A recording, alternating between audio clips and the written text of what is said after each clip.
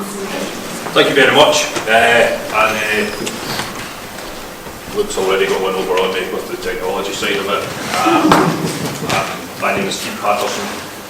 It's some time since I was a teenager, but that's where it all started for me in forestry, and that's what I'm here to talk about this morning and try and promote.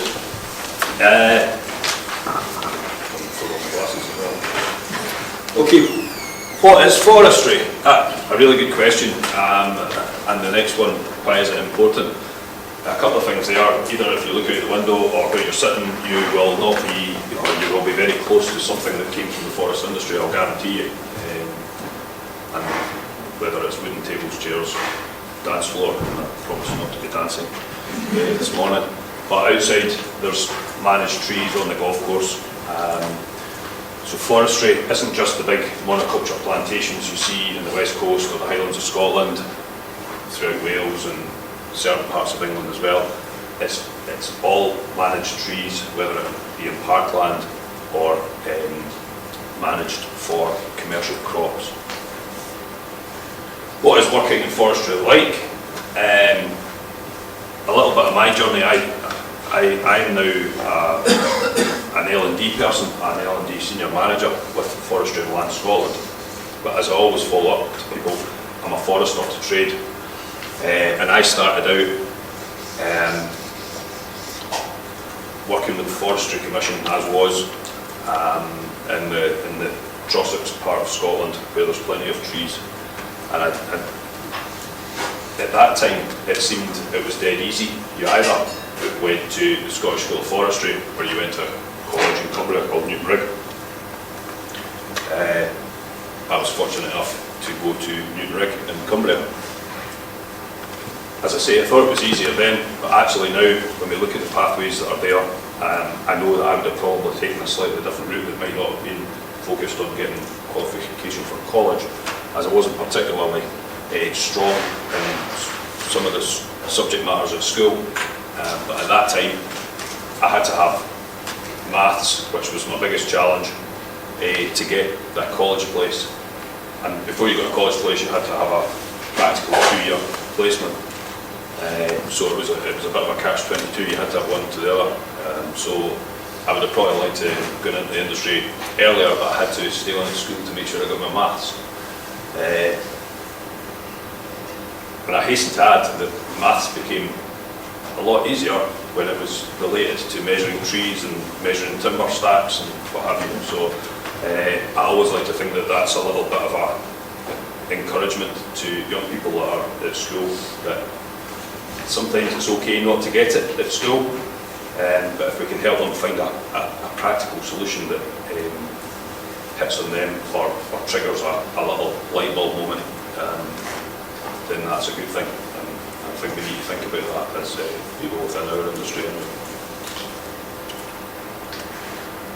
From a career point of view, there's options galore in forestry. I'm not going to read them all out, but as I said, I'm now an L&D expert, having been a technical trainer.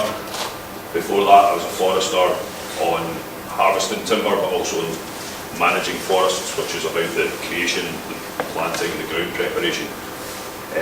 But there's all these things up there, and I know it's a little bit cliched, but from an L&D point of view, some of the young people that are starting their education at school, the jobs haven't yet been invented, so we need to think, and Luke touched on the sort of innovation side of it, and that's something that we look at. You ask me what skills do you need to be to get into forestry. If you'd asked me that 25 years or 30 years ago, I would have said, oh, you need to be able to be good with your hands, you need to be practical, you need to be able to put up with the cold, the wet, whatever. Now, what we need to think about is people that can be creative, innovative, good communicators, or people that are willing to learn. As I said at the outset, I work for Forestry and Land Scotland, which is only 6 months old, a 6-month-old agency of the Scottish Government. So we've got a really good opportunity to start thinking slightly differently, and that's what we're doing in Forestry and Land Scotland. We've got a department within our L&D team looking at work-based learning. The previous organisation was Forest Enterprise Scotland, and over a large number of years we've dipped in and out of apprenticeship schemes and student programmes and what have you. We're now trying to capture that in this new organisation to come to events like this and have the opportunity to speak to you good people, but also to, and I put it in the little exercise at the start, to start working more collaboratively, crossover. The two previous speakers, there's crossovers there from mentoring programmes, new technology, what have you, and it all links in, and there's all these different jobs that can be done within forestry. And there's some more, and this is where I want to talk about innovation. We are looking at all sorts of different technologies now in forestry, and Luke touched on drones. We use drones now to measure for yield, disease, deer numbers, water courses, managing forest and water. We're looking at using remote controlled devices to help us fell trees on steep ground, thinking about health and safety of operators more, looking at, we had a trial with a couple of manufacturers on remote controlled grass cutting machinery. You've probably seen that outside of motorways and what have you. So I guess what I'm saying there is perhaps around the corner felling trees might be done by remote control, taking away some of the risks to operators, etc., and thinking about people's welfare and what have you.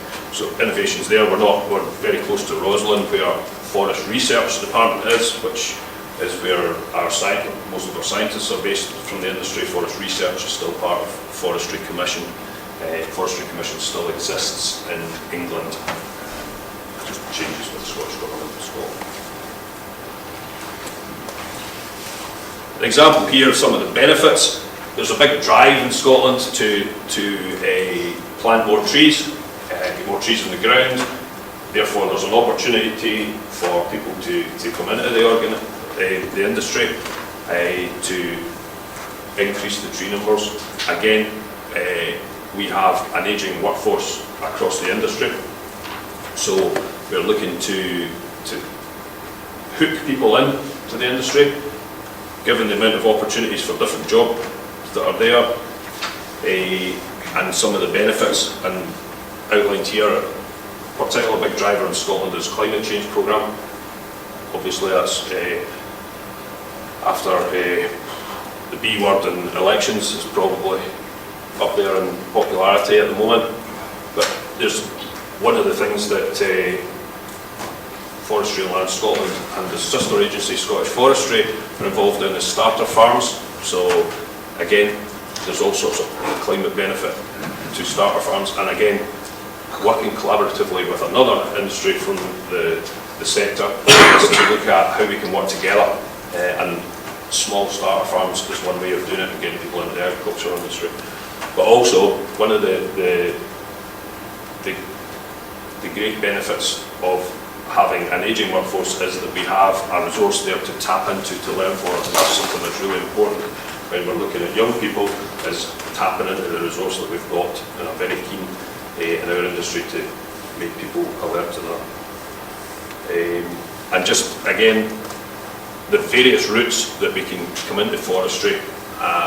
Again, as I said, looking back, it seemed easy when I came into it, but actually it's a lot easier now. The pathways are numerous, and what we're trying to do in Forestry and Land Scotland is open up these pathways, not just starting at one point in an apprenticeship, modern apprenticeship, whatever you want to call it, but actually talking to people like yourselves and getting engagement at school age. Okay, thank you very much.